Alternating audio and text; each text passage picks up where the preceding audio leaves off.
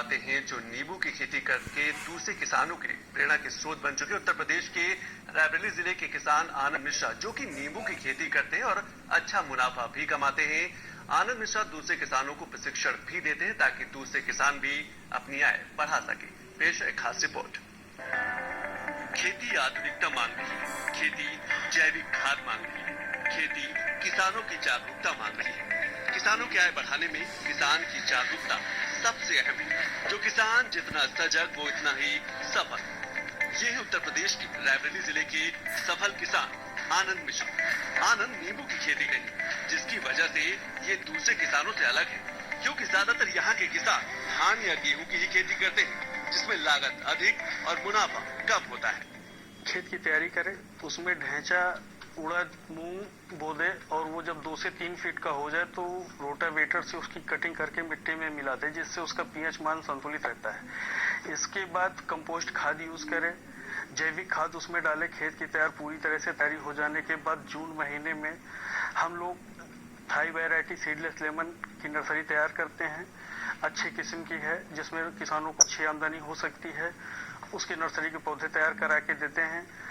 जो समय पे किसानों को चाहिए टेलीफोनिक कॉल पे बातचीत होती रहती है, हम उनको सिखाते रहते हैं। हर समय उनके सहायता के लिए उपलब्ध होते हैं। जैविक खाद के प्रयोग से लागत में कमी आती है और उत्पादन अधिक होता है। ऐसे में जैविक खाद को बढ़ावा देना जरूरी है। आनंद नींबू की खेती को बढ़ावा देने का प्रयास कर रहे हैं ताकि दूसरे किसान इस खेती को आगे बढ़ाएं और अपनी आर्थिक स्थिति को मजबूत करें।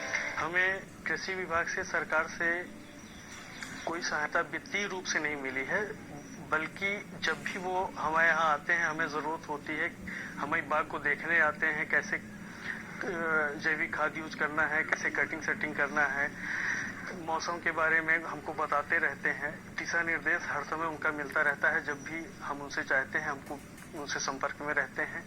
रही बात वित्तीय सहायता की, तो हमने न कोशिश किया है और न हमें मिला है। हमने अपना निवेश किया हुआ है और लेकिन हम ये चाहते हैं कि जो और किसान भी हमारे साथ जुड़ेंगे, पूरे देश से जुड़ रहे हैं, उनको वित्तीय सहायता या जिस प्रकार की सहायता वो चाहते हैं उनको मिले।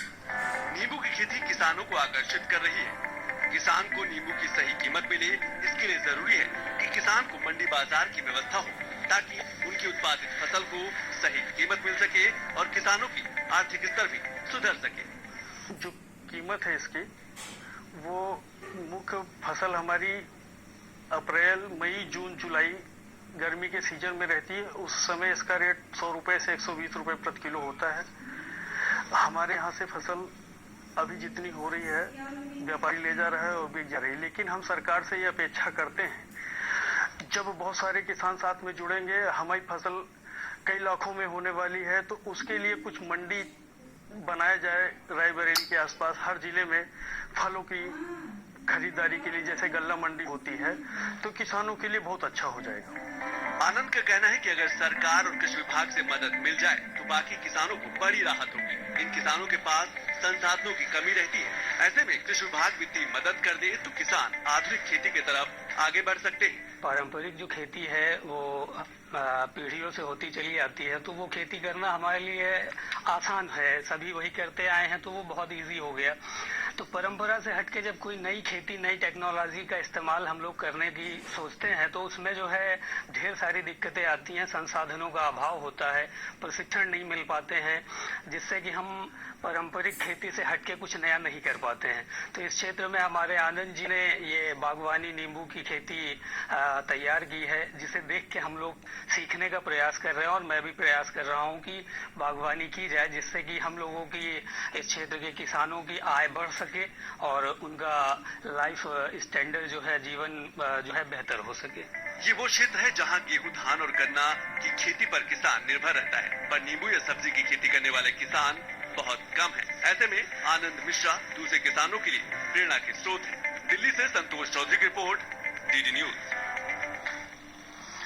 और अब बात स्वच्छ भारत की। स्वच्छ भारत